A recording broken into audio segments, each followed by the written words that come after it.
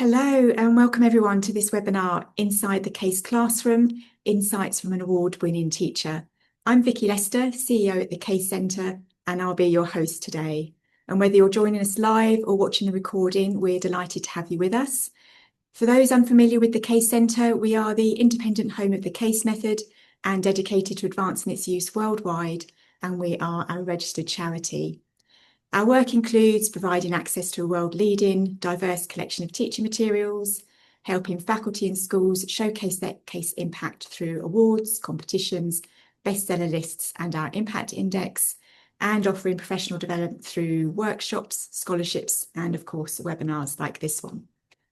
Before I fully dive in and introduce our session and our speaker for today, just a few quick housekeeping notes. This session is being recorded and we'll send you a link to the video on Friday in a follow-up email. Closed captions are available in English. You can turn them on via the captions button below or through the More menu. And with Q&A, as this webinar is going to be conversational style, please drop your questions into the chat as they come to you and we'll incorporate them along the way.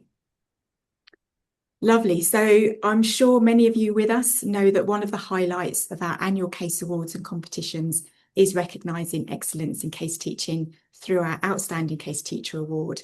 And this year we were delighted to honour Professor John Mullins from London Business School.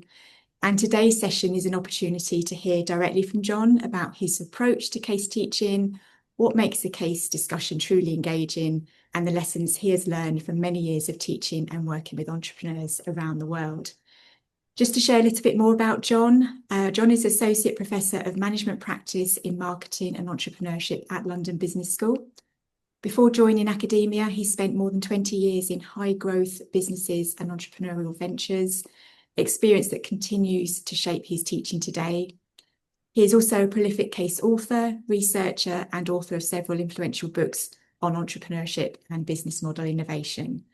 John, congratulations once again on receiving the Outstanding Case Teacher Award this year, and thank you very much for joining us today. We're absolutely delighted to have you with us. Thanks, Vicky. Thanks for the kind words, and it's going to be great fun to have this conversation. I look forward to it. Brilliant. Me too. Fabulous. Okay, so we're gonna just dive in if you're ready. So we're going to start. Well, let's start with the big picture, really. So what are you trying to accomplish as a case teacher? Let's start there. Yeah, I think that's a great place to start. And where I want to start is what I am not trying to accomplish, actually. So what I am not trying to do, or trying not to do, is to deliver content or to cover material, as the saying goes. My view is that the content should be delivered outside the lecture theater, and that our job in the lecture theater is to apply that content, not explain it or introduce it or cover it or convey it, but to apply it. So more broadly, I think that's a matter of developing critical thinking skills, which we're hearing a lot about in this AI world we're in today. And I thought it might be useful, since a lot of us use that phrase, to talk about a definition of critical thinking skills. And I found one online that I really like. Critical thinking is I'm going to read it here. Critical thinking is the intellectually disciplined process. So it's a process of actively and skillfully conceptualizing, applying, analyzing, synthesizing, and/or evaluating information. Okay, so it's a process to deal with information gathered from or generated by observation, experience, reflection, reasoning, or communication as a guide to belief and action. And what better way to develop those skills than to ask students to undergo a process of pulling data, information from a case, reflecting on that, analyzing that information, and then using that to make a recommendation as to which way the protagonist should go. Should he go north? Should she go south? What's the right thing to do? So that's kind of what I'm really trying to do in the classroom. And you might ask, well, why do I focus my classroom on developing critical thinking skills via case discussions? Well, I think there are three reasons. Number one, the alternative use of class time, which I guess is lecturing, never struck me right as a student. In fact, I remember as an undergrad, I couldn't understand why the instructor wanted me to read the chapter and then he or she would come to class and tell me what was in the chapter. Do they think I don't know how to read? What was going on there? So it didn't fit for me. And sort of part of that is the old statement from Confucius, right? I hear and I forget, I see and I remember. I do and I understand. So I think there are real merits to active learning. And if we can get people to do stuff in the classroom, so sit there and do some analysis right in the classroom, I think that's better. And then third, there's a wonderful faculty development program called the International Teachers Program that I was privileged to attend some years ago. And I learned there that a lot of people have different learning styles. That should be obvious, perhaps, but it wasn't obvious to me before that experience. And lecturing doesn't fit a lot of people's learning styles. A lot of people simply can't sit still for an hour, hour and a half, 3 hours, whatever it is, in your institution. So why do I use class time to develop critical thinking skills? That's one. The second reason is that I think case methods sessions with the right case Mhm. Mhm. are inherently engaging. People are on the edge of their seats trying to figure out what's going to happen here. So a really good case is like a soap opera, and they can't wait to see what's next. And then third, um, there are good ways, and then there are better ways to do almost any task in any walk of life. So I have two grandsons that are football players. There are good ways, and there are better ways to put your foot to a soccer ball and put it in the back of the net. Yeah. If you're a carpenter, there are good ways and there are better ways to drive a nail. You could hit a nail with a screwdriver or a pair of pliers, and it would maybe penetrate the wood, but a hammer is a better tool. So I think part of our job as instructors is to find useful tools and frameworks that are going to help students think critically about the decisions they are going to encounter in the world after they graduate. Um, and so it's our job to help find those tools, give them readings or podcasts or whatever to convey that material, and then in the classroom, apply those tools. So if you're a finance professor, you want your students to be able to run DCFs, right? To analyze investment proposals. Well, let them learn how to run the DCF by reading, and in the classroom, apply that. Make them run DCFs and challenge them on why that terminal value and why this discount rate and all that kind of stuff. Um, that these tools and frameworks are the essence of critical thinking. We have to give them the tools and the frameworks, and then in the classroom, apply them. So that's a long answer, Vicky, but that's that's why I teach the way I teach. Fabulous. Yeah, no, we want long answers. That's good. That's rich, and absolutely lots of points in there. And particularly, it's bringing those the classrooms to life, isn't it? Through all what you said, bringing that tension in the classroom and really having them engaged. Really, that experiential learning that brings their learning to life, which is yeah, excellent. And do you find that case teaching works equally well for all kinds of audiences, or do you vary your pedagogy for different audiences? So, for example, you have your undergraduates versus MBAs versus executives. Yeah, I think the idea that you have to teach differently to those different audiences is a myth. Mm. In fact, the let's call it a real world application focused pedagogy that you would have to use in exec ed because exec ed people don't want to be taught the way they were taught in undergrad. Mm. You have to teach exec ed that way. But guess what? All your other audiences like that kind of teaching and respond to that kind of teaching Mm. too. Now, I would argue that that's not true for all students. Some students are just passively there and want to coast and aren't really engaged. And quite honestly, I'd rather have those students take somebody else's course than mine. I want students in my class who are engaged, they want to learn, uh, and frankly, I can learn from them in the case classroom as well. Yeah, absolutely. That's the great thing, isn't it? You're learning as well as a facilitator of that case discussion. Each case class is different. Students They're all different. contribute. Yeah. Yeah, yeah, brilliant. Yeah. So probably linking to that a little bit, a common refrain we hear from those who first try case teaching is their students won't read the case. So how might they deal with that, and particularly how have you dealt with that when you have those students that perhaps not prepared? Yeah, it's a big deal, and it's getting to be a bigger deal now with AI because students are saying, well, maybe I won't read the case, but I'll ask AI to read the case and give me 2 pages on the case, you know. So I face that challenge too, of course. Yeah. And here's how I solve it. This isn't necessarily the way that all of you should solve it, but here's how I solve it. Uh, I provide incentives for them to read the case. So the first incentive is that in the very first session, I look in the back row of the room and I look for some downturned eyes that are telling me I don't want to participate because, I haven't read the case. And that's who I call. And I cold call that person, genially. I say, Sally, uh, and I ask her a question. Um, if if they haven't read the case, often Sally will say, I'm sorry, John, I haven't read the case. At which point I'll say, well, would you take a minute then and please leave the classroom, go skim the case, and when you've skimmed it, come back. Or maybe I'll call another pair of downturned eyes, and I'll get 2 or 3 people who haven't read the case, and I invite them to leave the classroom. Um, so that's the key is cold calling. But it's Yeah. not just that one first cold call, Vicky. It's 15 or 20 in every 3-hour session I teach. So I have a teaching plan that Yeah. has laid out all the cold calls that I'm going to make.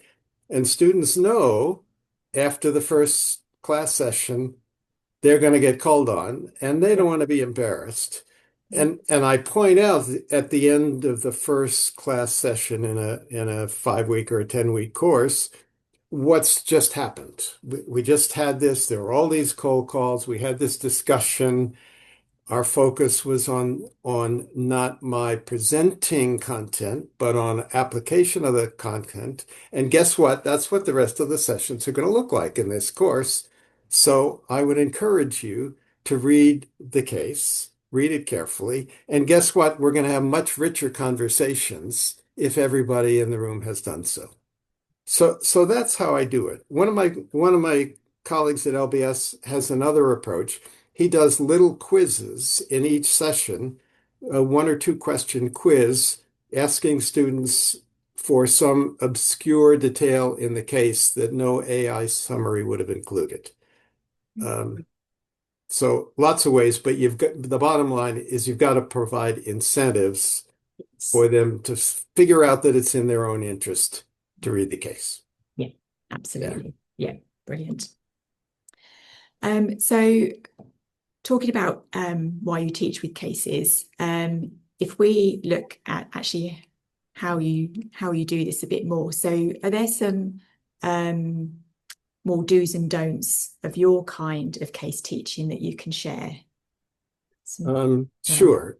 And again, let me caveat what I'm about to say with this. I don't mean to suggest that this is the only way to do it. This yeah, is the way that I've developed. I've been yeah, doing this a long time, and I've learned a lot of this stuff from watching other people teach with cases. yeah, But let me, Vicky, organize my comments here into 4 categories. My preparation, what do I do before we get to the LT? yeah, What happens in the lecture theater? What happens with materials? How do I use materials, articles, books, chapters in the case itself, mhm, and written assignments. So those 4 elements, if you like, are are, are what comprise the how for me. So in terms of preparation, I've written first of all, I teach my own cases almost entirely. And I've written a teaching guide that is sort of a script. And I have it spread out in front of me on the on the podium. I think you can see what a podium looks like at LBS in the background there. I spread out my teaching guide. And that helps me kind of stay on track. Not that I explicitly follow all of it, Yeah. but that tells me all these cold calls that I want to make, and then I listen for the responses. So I have a script that I've prepared that is how this 3 hour session is going to run. The second thing is I work a lot on my craft. So every time I've taught a case, some student has said something about that case that hasn't been said before, believe it or not, almost every time. And I'll, after the class, sit down and say, okay, what new did somebody say in the class that I could add to my teaching note to make sure I get that comment next time. So that's preparation up front. Have a teaching guide that's almost a script. Um, but that's a script of questions. It's not a script of declarative statements. So that's the preparation. In the LT, I do a couple of things. I look for chances to have laughter. Humor is a good thing in the Wow. LT. It's not that I tell jokes, but it's that I kind of kid around Yeah. with what people say and what one person says, and then let somebody challenge what they Yeah. say. Yeah. Another thing I learned to do during COVID is what I call around the room. I have a question I ask of people, and I want just a 2 or 3 word answer. And I ask it of one person, and then another, and then another, and then another. And 4 or 5 of those, bang, bang, bang, quickly, none of them with their hands raised. And that again sets the tone that, okay, I'm going to get called on here. I call that around the room, but that's always now my first call. And typically, in my teaching setting, which is about entrepreneurship, there's an entrepreneur who's the protagonist in the case. So my first call will be, how would you characterize John Urseg in a word or two? And if somebody starts giving me a paragraph, I go, wait a second, just give me a word or two. You know, passionate, hands-on, whatever it is. Uh, all these cold calls I do, they're not aggressive cold calls. They're very friendly, Yeah. genial cold calls. And I call the person by name. So you must have name placards in front of everybody's face. Yeah. So, and they can write them with a marker on a piece of paper if they haven't brought them to class or if your school doesn't do that. Mhm. And you cold call them by name. And you do it time after time, probably 15 to 20 cold calls in a 3 hour session. Um, Another piece that I do, because I write my own cases, I can invite the protagonist to come when I teach the case the first time or the Yeah. second time. And I video that appearance, debriefing the case. I then edit that video down to a 15-minute video of really the gold nuggets Yeah. and then effectively have the protagonist with me every time I teach the case thereafter, which is really nice. Um, Another practice is a board plan. Everybody knows we should have a board plan, but I've sketched out a board plan that here's what it's going to look like. Here's the question I've raised, and then there are going to be some answers. I don't put the answers on my board plan, but I have a board plan that says what I'm going to do.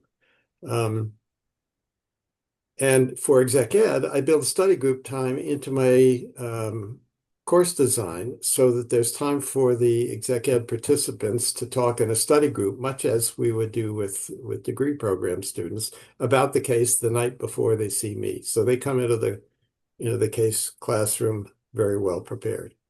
And then the last thing I do in the LT is I do a lot of little buzz groups. Talk to your neighbor, just 2 or 3 of you, here's what I want you to do. Here's the question. Okay, 3 minutes, go. And the classroom comes alive. They're all talking to each other about whatever I ask them to do.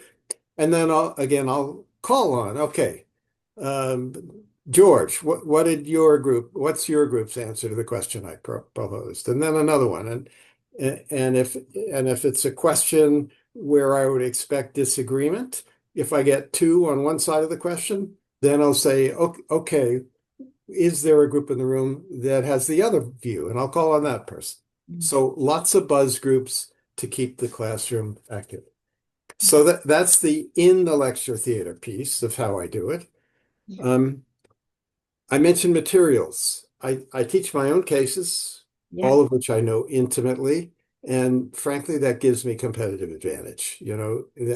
I can do things with a case that people who have just pulled a case out of the case center catalog can't do because I really know the case is cold. Yeah. Second, I only teach decision-focused cases. So there are lots of cases we'll find around the world, wherever you find cases, that are, let's call it example cases. So there's a great case on Red Bull, for example, on how it conquered the beverage market.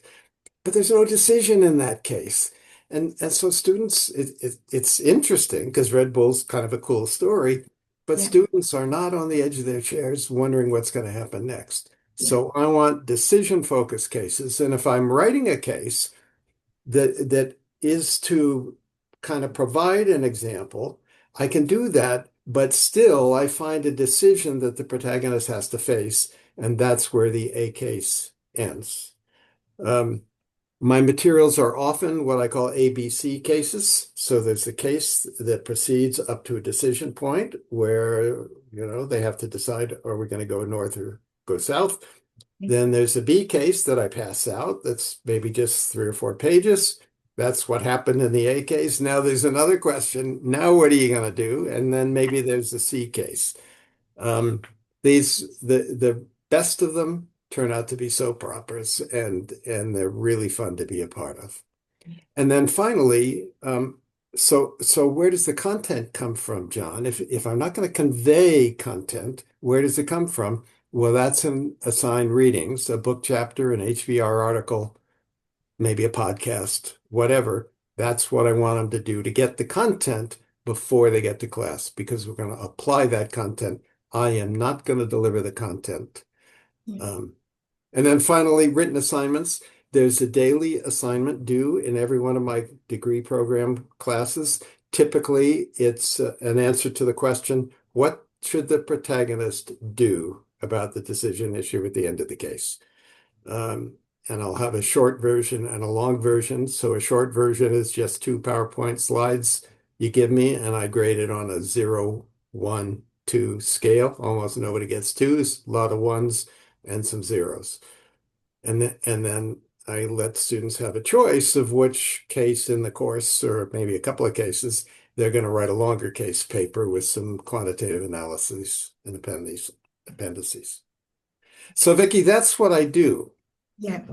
But I have some don'ts. Should I talk about my don'ts as well? Yeah, perhaps before you do the don't, Yeah, so just to bring yeah. something in from the chat, it was, and you've touched on it a little bit there. So it was, how do you evaluate the students' in-class performance?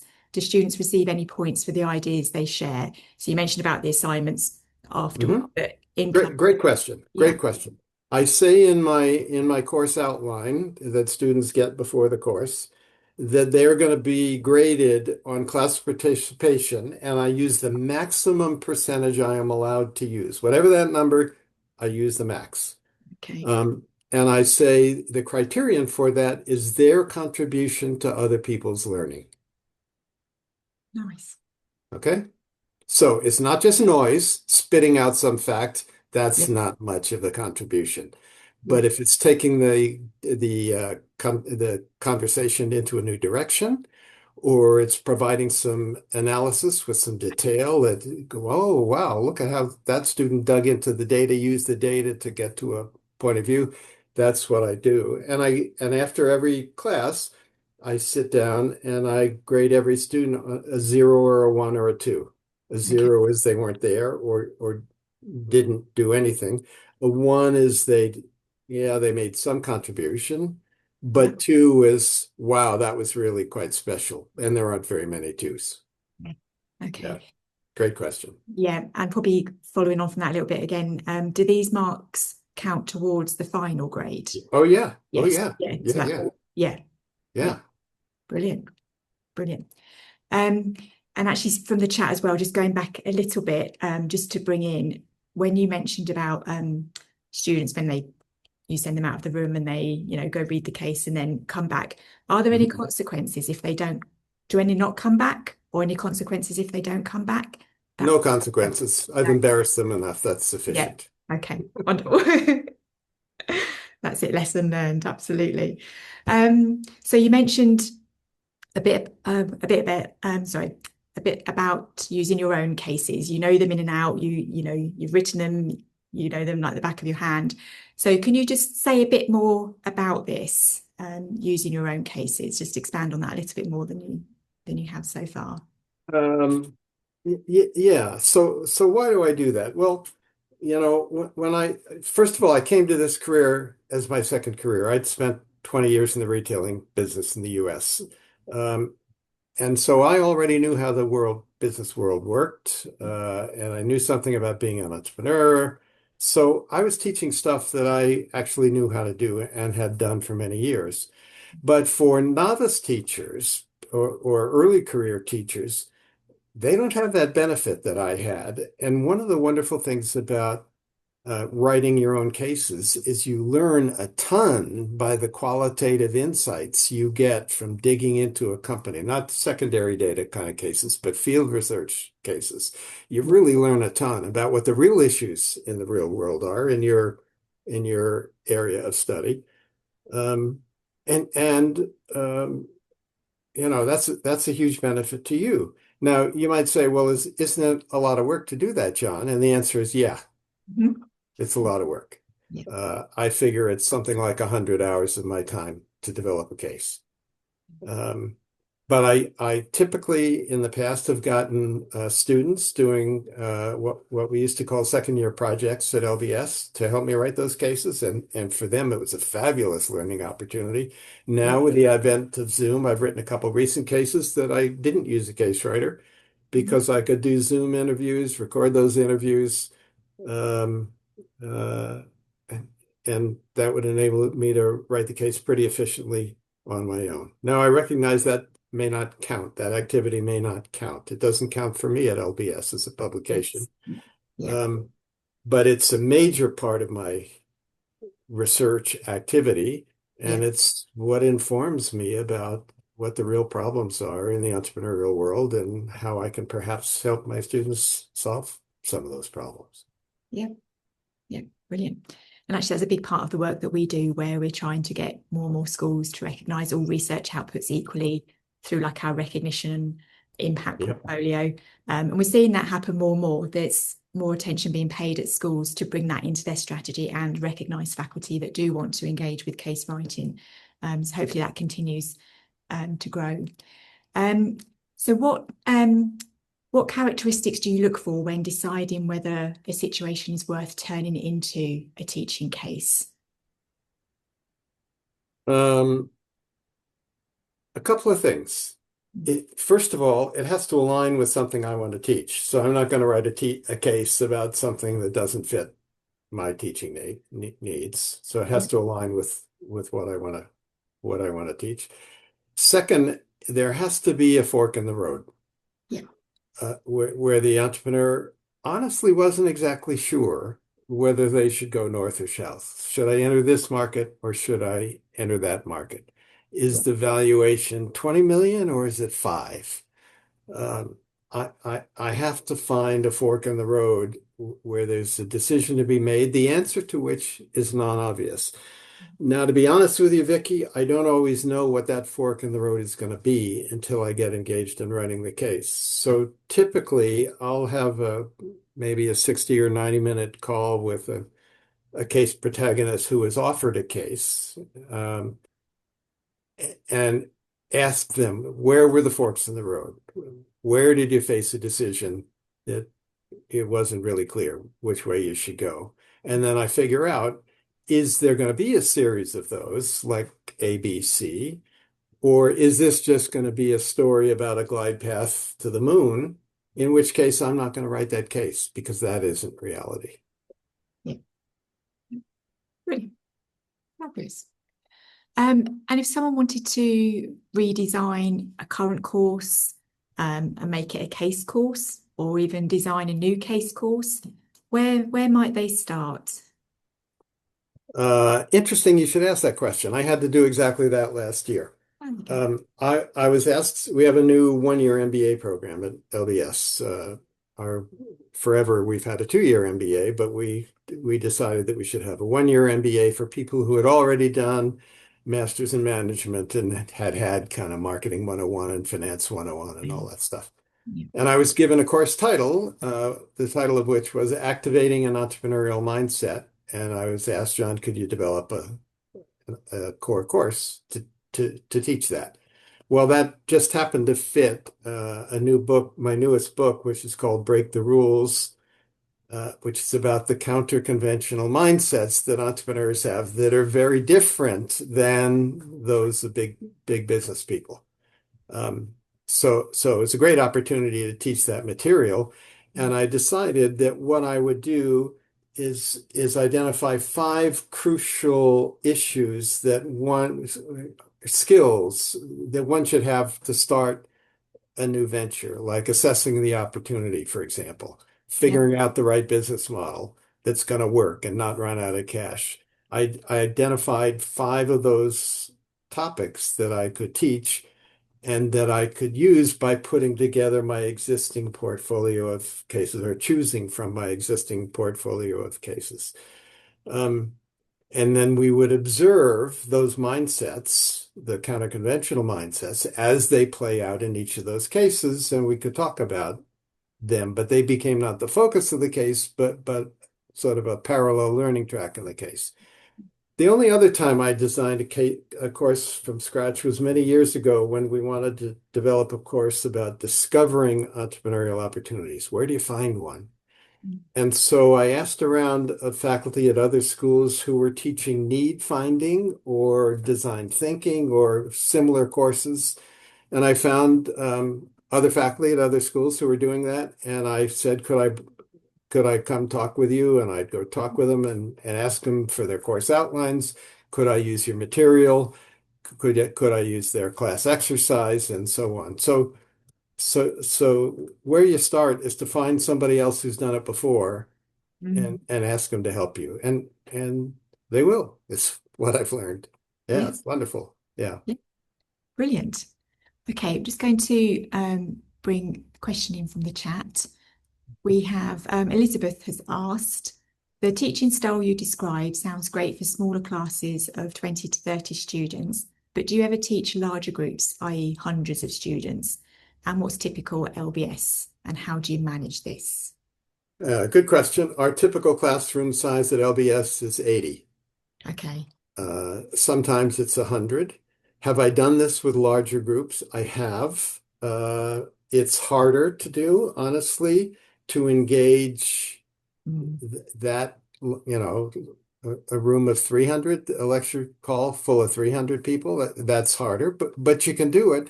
And you do it. When I've done it by walking around. I walk up the aisle toward the top and they won't have a name card in front of them, but I'll point at somebody and ask them the question. Mm. So yeah, you can do it with hundreds, but it's harder. Mm. But you can quite comfortably do it with 80 or even 100. You have to be pretty skilled Yeah. to get up to that, but you get there. I tell people the sweet spot is from about 40 to 60 students in the room for case teaching. More Yeah. than 60, it gets harder to engage enough of the people with cold Yeah. calls, Yeah. but less than 30 or 40, there aren't enough diverse points of view in the room to make a vibrant discussion. Yeah. Yeah. That's a nice sweet spot like that. And then another comment about classroom management in the chat.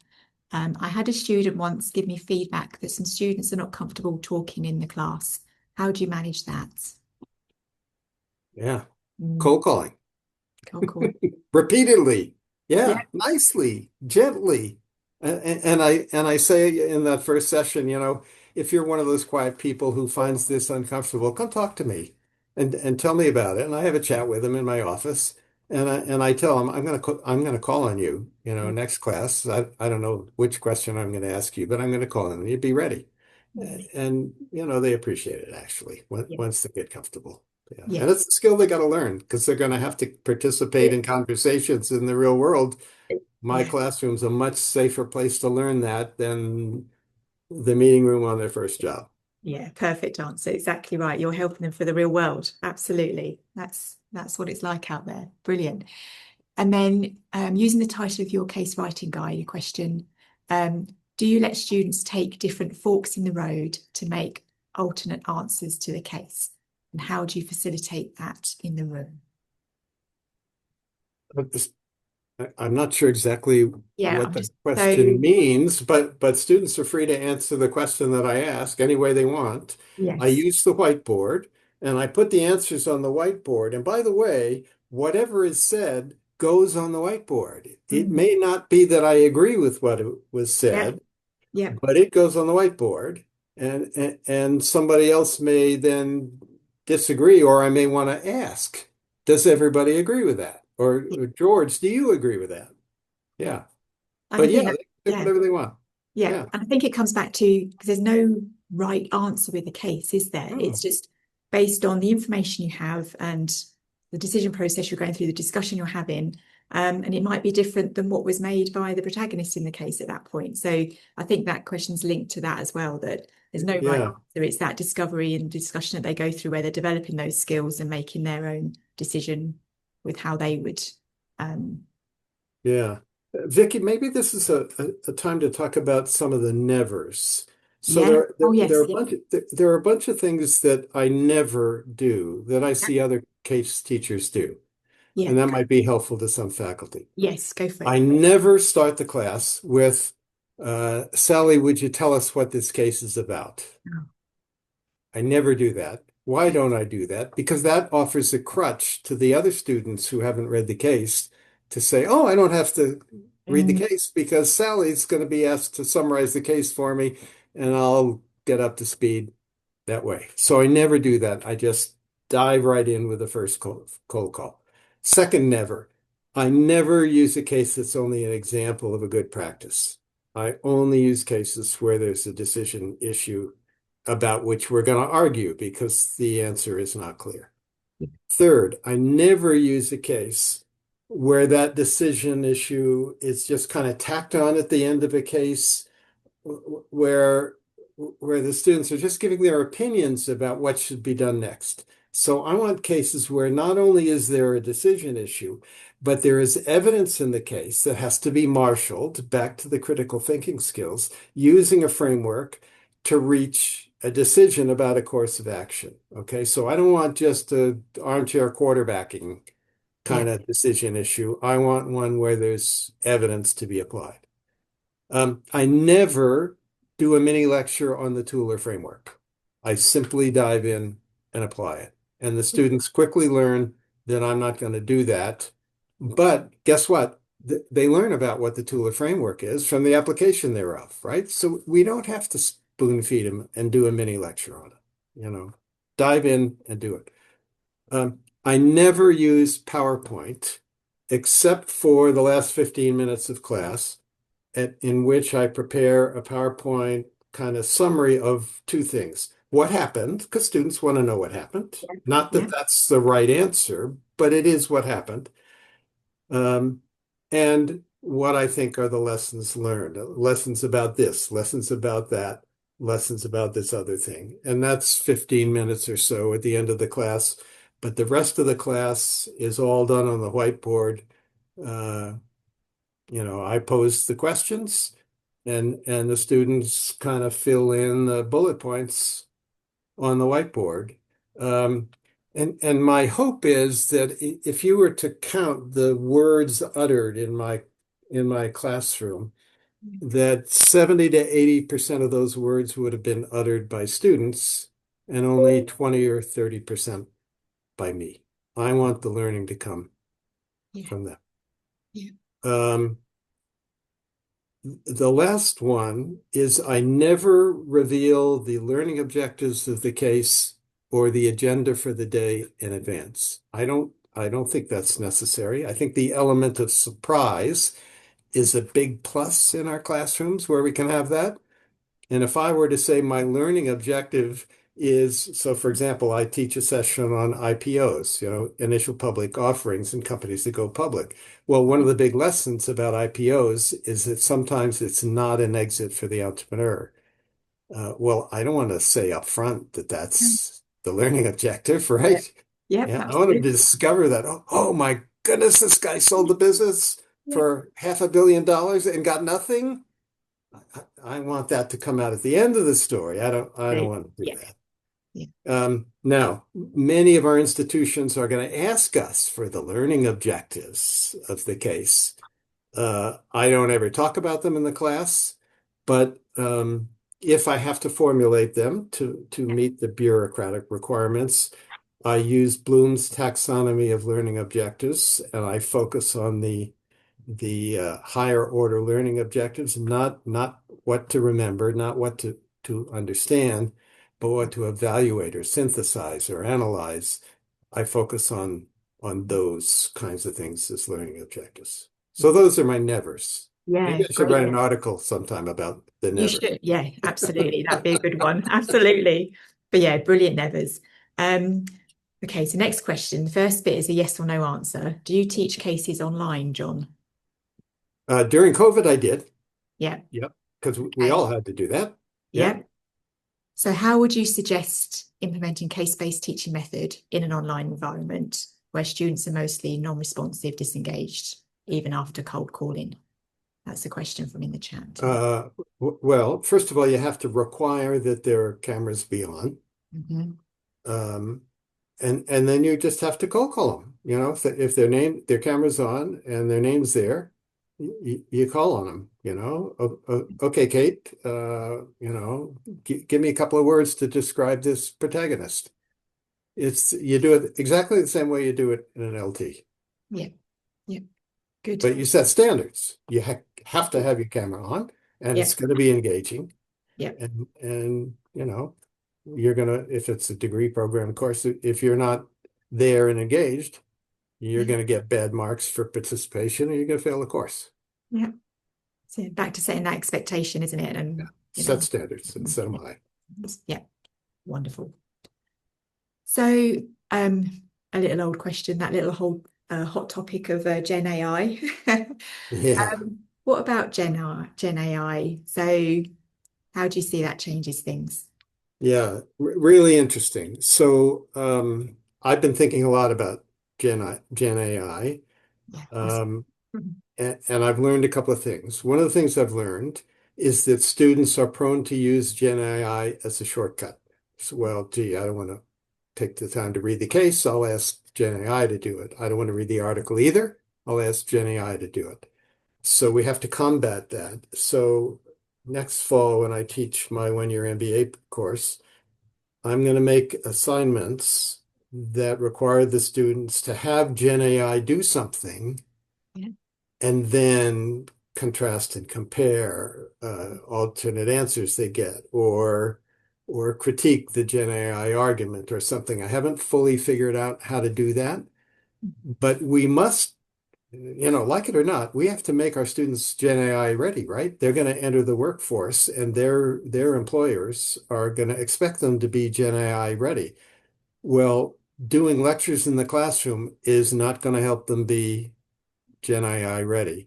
Case teaching, if we use cases, decision-focused cases, to let Gen AI do stuff and then critique it. So, for example, if there's a bunch of quantitative analysis to be done for a course that for a case I would teach, Gen AI can do that, right? So encourage them to let Gen AI do it, and then let's critique the work they get out of Gen AI and get them to learn on themselves. Not that I'm teaching AI, I can't do that. I'm the wrong generation to do that. But I can require them to use Gen AI and then be a critical evaluator of what's good that they get, what is slop, yeah, and how do I get better at getting good stuff and avoid getting slop.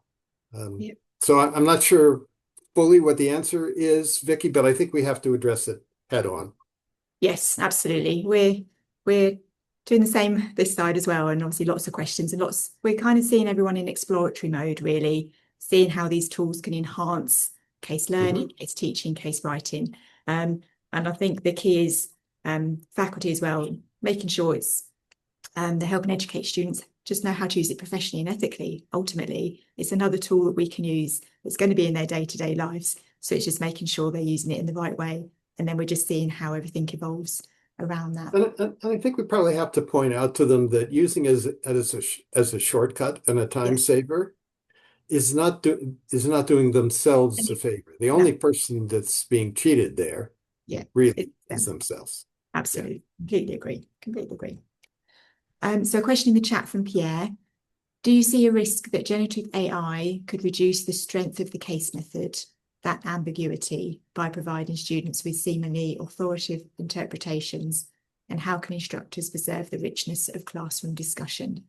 It's probably pulled on a little bit what you've said, but expanded a bit. I don't think Gen AI is a threat to the classroom discussion because I'm asking a bunch of questions Yeah, and whether they've read the whole case or had Gen AI do it and then they critique something. I mean that the same process is going to play out in the classroom whether Gen AI is there or not. yes, I don't see it as a threat. yeah, yeah, brilliant. No, It's a threat to assessment. We all know that. yes, yes, Different issue. yes. Yeah, absolutely. But yeah, in that classroom, that's the essence of the case method, which is, yeah, absolutely just as relevant and even more vital than ever before, in my opinion, as well. Um, so still in the chat, as technology and business education continues to evolve, what opportunities excite you most for the future of case teaching? Mm,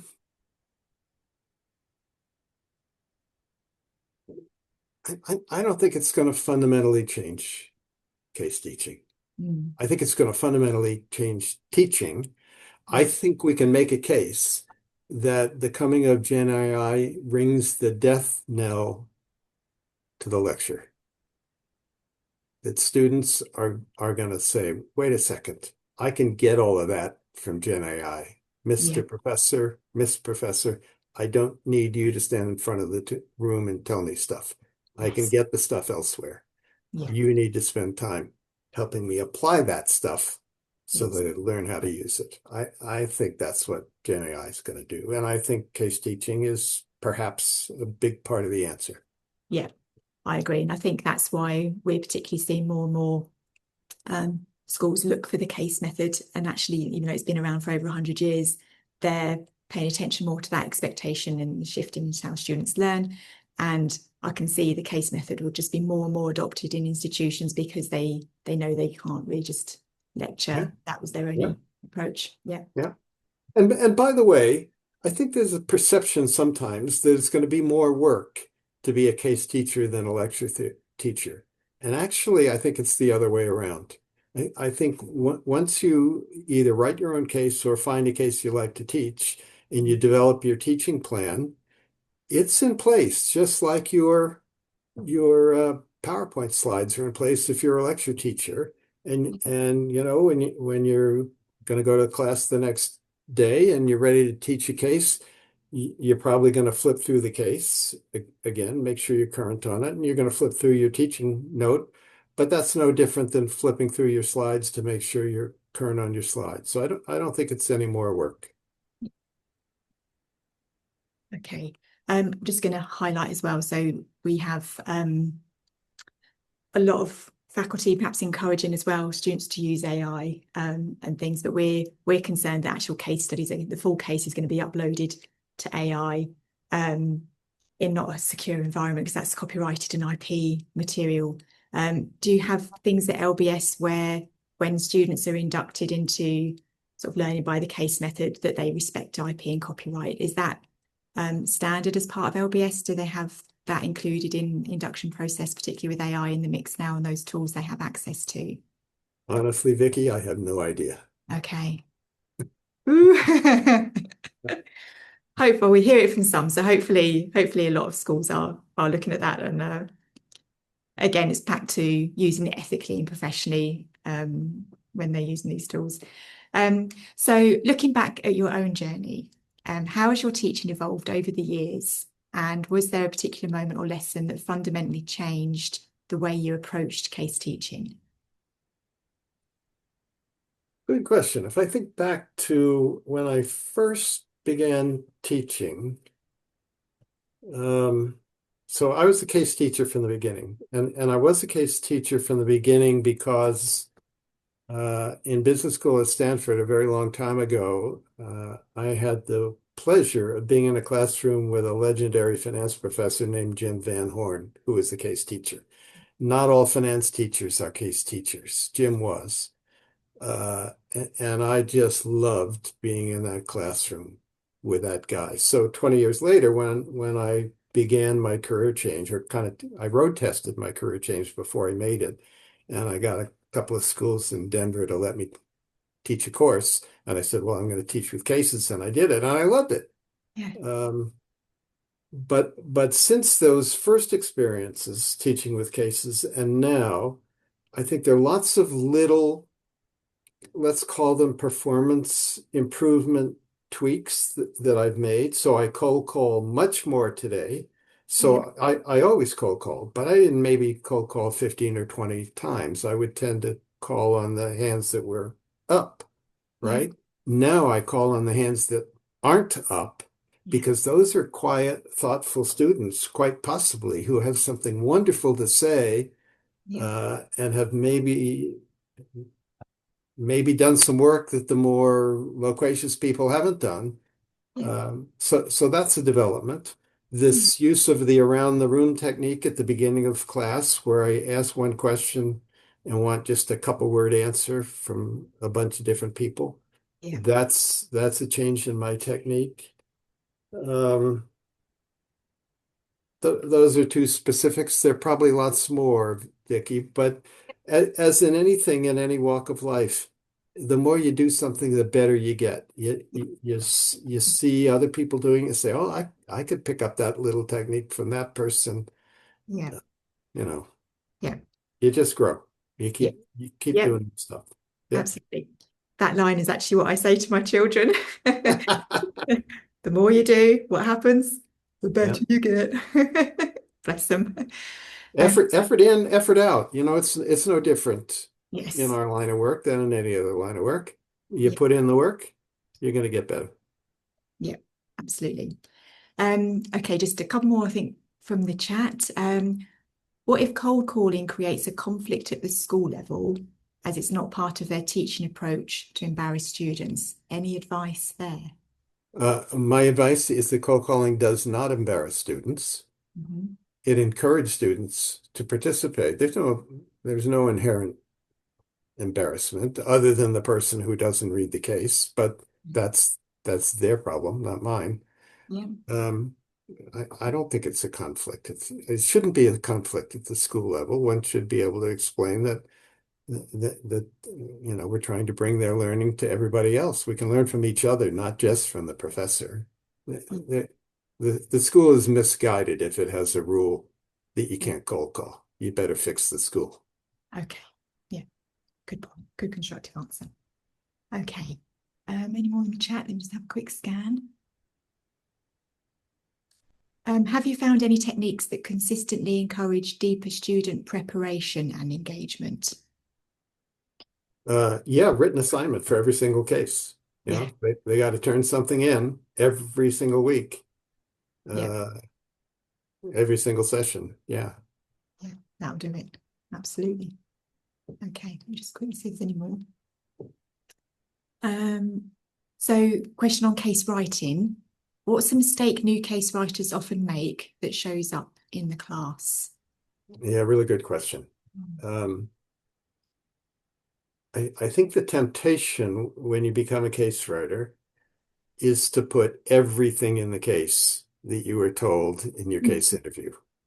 You don't need to do that. You need to put in the case. You need to put a lot of dialogue in the case because the protagonist's own words or other people's own words make the case come alive. Um, you need to include information in the case that enables the students to apply the framework. So, for example, in my entrepreneurship teaching, there's a framework for how one might assess an opportunity. Is this a good business to enter? It's called the 7 domains. If I'm writing a case to teach the 7 domains, I need to make sure that there's information in the case to enable the students to actually analyze each of those 7 domains. So by knowing what you're trying to teach with a case, you then can make sure that you get the relevant information into the case to the extent that that information existed. Um, So I think those are key pieces of the Yeah. case writing process. But the biggest mistake is putting too much stuff in it that doesn't need to be in it. Cases don't need to today to be 20, 30, 40 pages long. The prose of a case can be sometimes just a page or two or three or four. Yeah. More often they're 8 or 10, and maybe there's some appendices at the back, Yeah. but they Yeah. don't need to be longer than that. No. And I think with that shift in attention spans, how information is digested, we're actually seeing, I mean, short cases aren't new, or compact cases, brief cases, however they might be called. Yeah, We're just they're seeing fine. more uptake of those now Yeah. because of that, getting the students to read. We also encourage, with that too much information in the case, if the teacher note's written alongside the case, so you're always coming back to what the learning objectives are to make sure that helps just put in the information in the case that's needed. Yeah. Is that your style as well, pretty much writing them in parallel, the two parts of the case and the teaching? I don't write my teaching plan until after I've developed the case. But interestingly, Vicky, once I begin to write the teaching plan, I go, oh shoot. I want to do this, but the information's not there. So Yeah, the case isn't quite finally done typically until I've taught it once or twice, yeah, and I see what has to be in there. yeah, And I find that a new case really gets its legs on outing number three. That's when it really sings and dances yes. most of the time. Um, there's a follow-on question with the assignments in class. Do you have students write the assignment in class? If not, how do you prevent students from using AI to write the assignment? I'm not sure. Yeah. They don't write assignments in class. They write assignments prior to the Yeah, class so that yeah, we're ready to discuss the case. yeah, Um, I can't prevent them from using AI. And as I said before, I think my job now is to encourage them to use AI, but I've yes, got to figure out how to do that in a yeah, way that develops their Gen AI readiness. yes, yeah. Yeah. Still there, critical thinking. Answer's not yet clear, but I'm working on it. Yeah, brilliant. Okay, right. Mindful of the time, so we've got a couple of final questions for you as we start to wrap. I'm just going to double check that I'm not missing anything in the chat as a quick glance. Yeah, yeah, no, great. Right, let me go to final couple of questions for you then as we wrap up. So, first one, after all these years of teaching, what continues to excite and motivate you every time you walk into a case classroom? It's just enormous fun. My grandsons walk onto a soccer field and they get to play soccer. I walk into a lecture theater and I get to engage in this conversation that we're going to have for the next 3 hours with really smart people who really want to be there and want to learn, in my case, how to grow their businesses. That's kind of most of what I teach. It's just enormous fun to walk into the LT and have that conversation with a bunch of really smart people. I can't believe I get paid to do this. It's wonderful. It's great fun.